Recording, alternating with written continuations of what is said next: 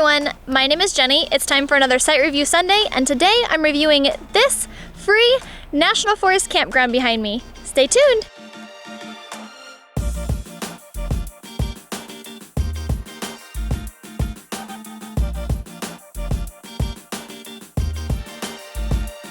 This is Redinger Lake Primitive Campground located on Redinger Lake in the Sierra National Forest.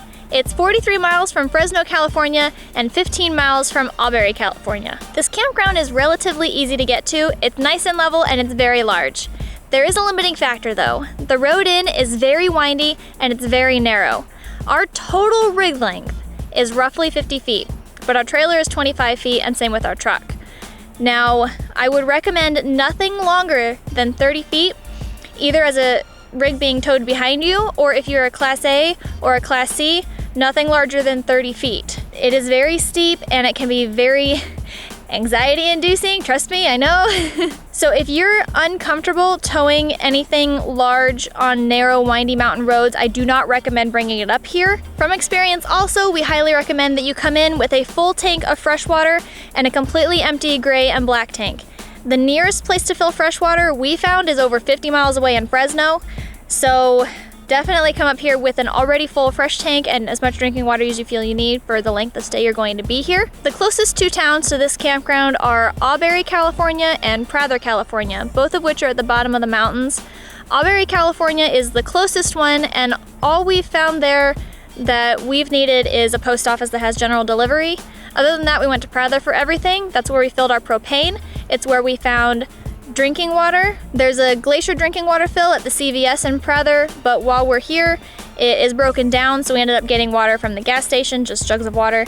And at the gas station, the Speedway, you can fill your propane, and that's where you can also find diesel. Prather does also offer a small grocery store. There's a Dollar General there. However, I highly recommend stocking up on all your food needs before you come here, either in Fresno or before you leave home. There are quite a few different areas you can camp at. Here at Redinger Lake Primitive Campground, you can camp on the concrete slab like we did. You can camp in either grassy area on either side of the concrete slab, or you can camp in the pine trees right over here.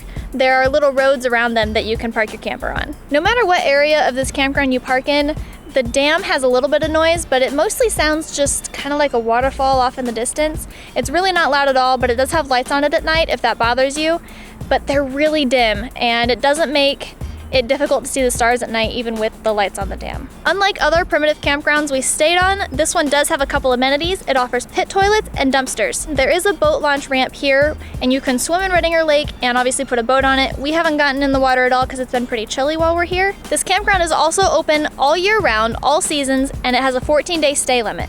Now, if it has snowed up in the mountains, you want to make sure that you take precautions to make sure that you don't get stuck in the snow or stuck in the mountains. The pros here are very simple.